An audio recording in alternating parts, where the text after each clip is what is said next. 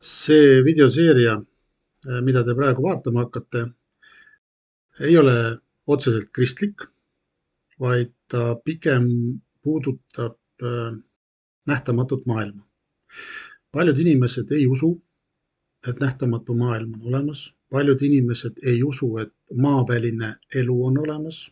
Paljud inimesed usuvad, et ainult inimene elab siin meie planeedil ja umbes universumis või kus iganes kosmoses ei ole mingit elu.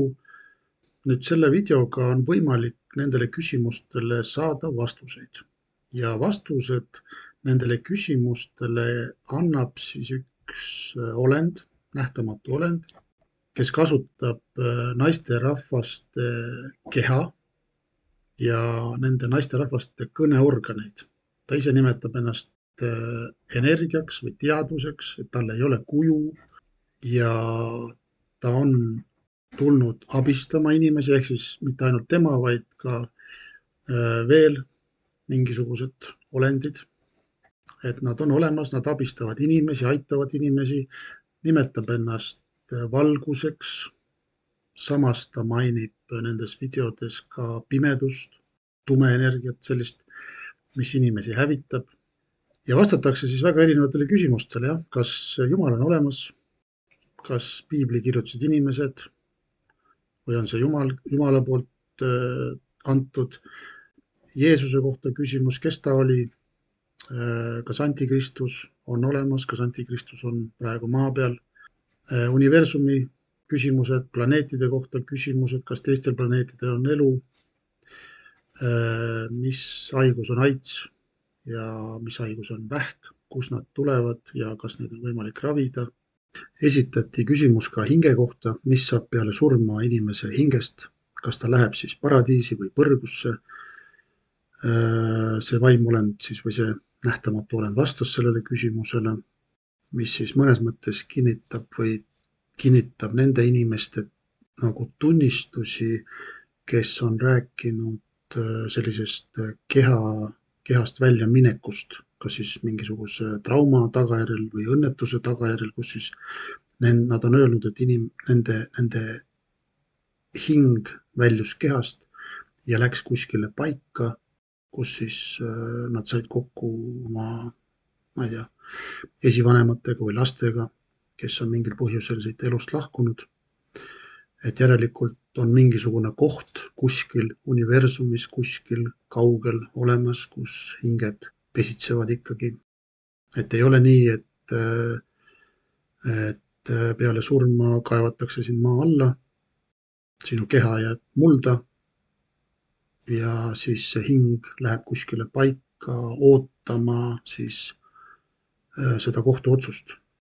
Kui sa loed piiblit ja kui sa kuulad nagu seda, selle nähtamatu olendi juttu, siis tekib vastuolu, aga nagu ma ütlesin, sul tuleb enda sees kõik asjad läbi katsuda. Sellepärast, et tõde on olemas, aga see on kuskil. Ja täielikult tõe me saame ilmselgelt teada siis, kui me siit elust lahkume. Et nii kaua on igasugused oletused, inimeste erinevad arvamused ja niimoodi tekivad ka erinevad sellised valed õpetused ja ettekujutused. Et mina soovitan võtta rahulikult, võtke kõike seda videot kui ühte informatsiooni lihtsalt silmade avardamiseks ja mingitele küsimustele võib-olla saate te vastused, mis teil on kunagi võib-olla mingis olukorras tekkinud. Et igal juhul tuleb kõik läbi katsuda, ärge olge kergeusklikud, ärge uskuge kõike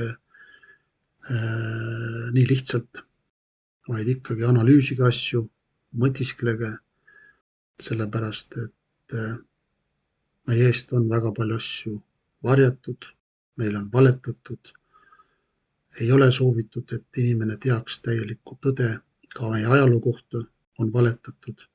Täpselt samuti varjatakse ja valetatakse kirikus, tehakse asju selliseid, mida piiblis ei ole ja mida piibel ei kinnita. Nii et inimeste poolt pannakse väga palju asju juurde sellele usule aga kui sinu sees on püha vaim ja sa käid koos Jumalaga, siis sa tunned ära tõe. See tõde sinu sees hakkab nagu, sa tunned ära selle.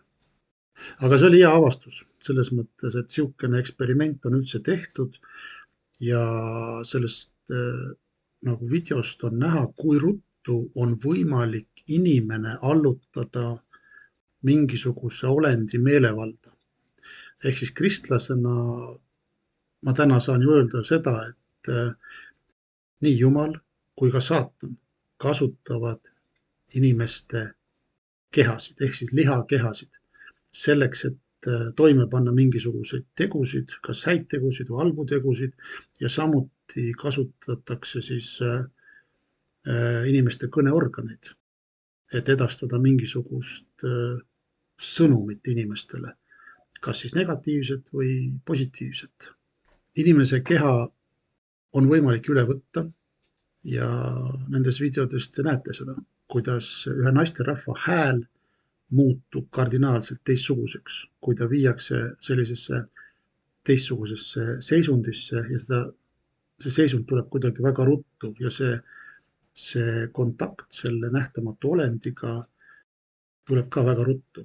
Ja ärge siis pikka viha pidage, et ma sellise videoseeria esile tõin, sest et kuna ma ise olen usklik, siis võivad minu kaasusklikutest õed-vennad arvata või mõelda, et ma olen umbes ära keeranud, et nüüd ma hakkan mingeid energiaasju või teadvusasju siin jagama ja nähtamatute olendite vestlusi jagama või edastama ja usun siin universumit ja kõike seda.